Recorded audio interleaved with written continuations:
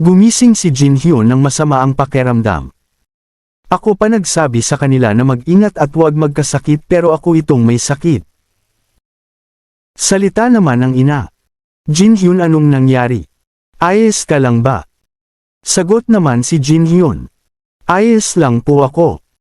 Dagdag naman ng ina. Ayos ka lang ba talga? Namimilipit naman dito si Jin Hyun at halos di makatayo sa isip naman ni Jin Hyun. Ano bata? Lagnat bata? Sa tingin ko flu season ngayon. Di naman siguro ta bird flu. Magiging okay din ako kung magpapahinga ako ng ilang araw. Nagbihis na nga si Jin Hyun at papasok na. Ang SAT ay sa susunod na araw na. Kailangan ko na lang umaasa na magiging ayos ako. Salita naman ng ina. Anak, magpahinga ka na lang muna ngayong araw. Ayos lang po ako, kailangan kong pumasok. Sagot naman ni Jin Hyun. Nasa eskwelahan na si Jin Hyun na nantili pa ring masama ang pakiramdam niya. Lumapit naman dito si Moonjin. Jin Hyun, ayos ka lang ba? Anong nangyari sa mukha mo? Sagot naman si Jin Hyun. Ayos lang ako, yung tiyan ko lang parang bumabaliktad sikmura ko pero ayos lang ako. Ibig sabihin di ka okay, saad naman ni Moonjin. Lapit naman dito ang guro. Teka Jin Hyun, huwag ka na manatili pa dito, bilasan mo at pumunta ka sa klinik at magpahinga. Opo, tugon naman ni Jin Hyun. Hinatid naman dito ni Moonjin ang nanghihinang si Jin Hyun. Alam ko Jin Hyun, may sakit ka pero pwede bang maglakad ka naman ng tuwid? Nahimite na bata. Lumipat naman ang eksena sa klinik, magpahinga ka lang pero kung sobra na ang nararamdaman mo, kailangan mo nang pumunta sa ospital. Bigla naman kumirot dito ang tiyan ni Jin Hyun at sa isip niya. Ano ta? Infectious enteritis. Hindi pa naman summer, di rin ako kumain ng mga lumang pagkain, hindi kaya, peritonitis, stomach ulcer. Hindi, SAT na sa susunod na araw, kailangan kong bumangon. Pero bigla naman bumagsak ulit dito si Jin Hyun. Kailangan ko talagang magpahinga, mas magiging mabuti ang pakiramdam ko kung makakatulog muna ko. Sa kasunod naman na eksena, umuwi na is Jin Hyun. Pinakita naman dito na alalang-alala ang ina. Tingin ko kailangan mong pumunta ng ospital. Sagot namnan si Jin Hyun. Hindi po ko pupunta sa ospital, mas mainam kung matulog muna ko. Kaya magpapahinga na muna ko. Para ka ng bangkay, sabi naman ng ina. Napatawa na lang si Jin Hyun. Talaga ba haha? Sa isip naman ni Jin Hyun. Ang gamot sa ospital ay napakalma lang ang lagnat pero di niya naman talaga ito nagamit. Magiging ayos din ta bukas. Pag-ayos naman ni Jin Hyun kinabukasan, ay mas lalong tumindi ang sakit na nararamdaman niya. 2 Tylenols, aspirin at 2 stomach protectors. Overdose sa ngayon, pero bakit sumasakit ang tiyan ko ng sobra? Hindi ba ta simpleng lagnat lang? Kailangan kong maging okay na kinabusakasan. Anong dapat kong gawin? Pagdating naman sa klase ay napansin agad ng guro si Jin Hyun. Umuwi ka na, bilasan mo. Ikaw ang future ng school na ito pero bukas ay SAT na, kaya umuwi ka na muna at siguraduhin mong makakapagpahinga ka. Opo, naiintindihan ko, sagot naman ni Jin Hyun. Umuwi na nga si Jin Hyun, hindi pa ko lumiban sa klase sa nakaraang buhay ko pero sa ngayon uuwi ako ng maaga. Nasa restaurant siguro sila sa ngayon kaya walang tao dito sa bahay. Kailangan kong mag-practice ng mga tanong kahit papaano. Gagawin ko na lang yan paggising. Lumipat na nga ang eksena sa araw mismo ng SAT kung saan nag-eye exam na si Jin Hyun na bigla niyang malaglag ang pen. Nang iakma na siyang pulutin ito ay bigla naman niyang napansin ang kanyang lumang sarili. Tanong naman siya dito. Sino ka? Sino ako? Sagot naman dito ng matandang Jin Hyun.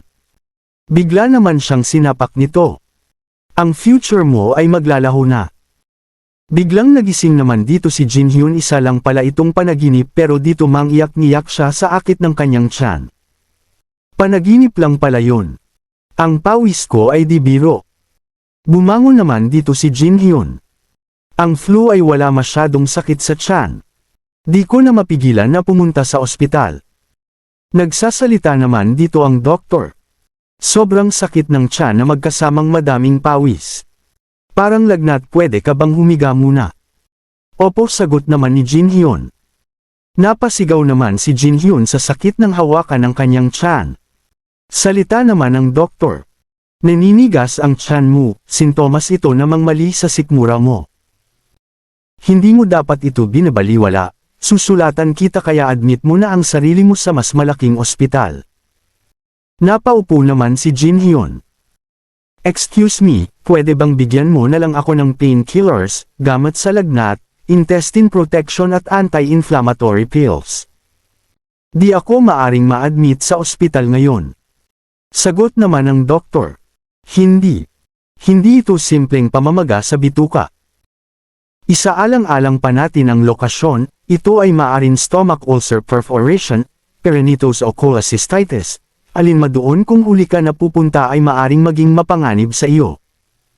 Sa isip naman ni Jin Hyun.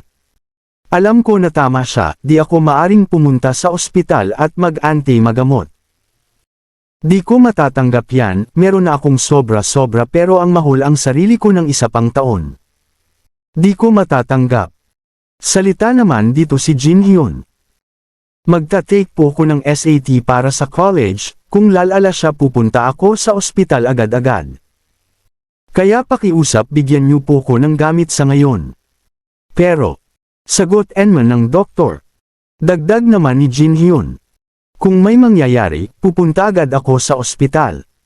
Kahit mangyari ito. Ako po ang ako ng race posibilidad dito. Kaya pakiusap. Kung yan ang sinasabi mo, tugon naman ng doktor. Umuwi na nga si Jin Hyun at nagsalita ang ama.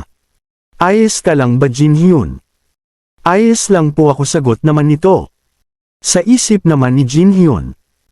Ina, ama, nagiging malungkot ako sa loob ko pag nakikita ko ang mukha nila.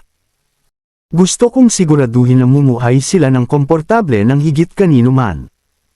Magiging ayos lang ako. Kaya kung pumunta sa ospital pagkatapos ng SAT. Lumipas naman ang oras at pinakita si Jin Hyun na namimilipit sa sakit. Talaga bang stomach ulcer perforation ta? Parehas sila ng sintomas. Hindi kaya dahil sa sobrang stress ta? Pero hindi naman ako na-stress ng sobra. Hindi kaya ang herbal? Hindi. Hindi ito lason. Dahil lang uminom ako ng herbal tea, ibig sabihin magkaka-ulcer na ko bigla-bigla. Siguro na-stress ako nang di ko napapansin, pero paano kung stomach ulcer perforation ta? Kailangan ko na bang pumunta ng ospital? 4 ng umaga, anong dapat kong gawin? Hindi ayos lang ako.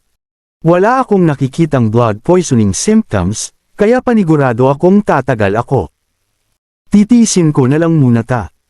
Bata pa ko kaya kakayanin ko ta. Kahit pa na-ulcer ta, ang sakit kayang tiisin.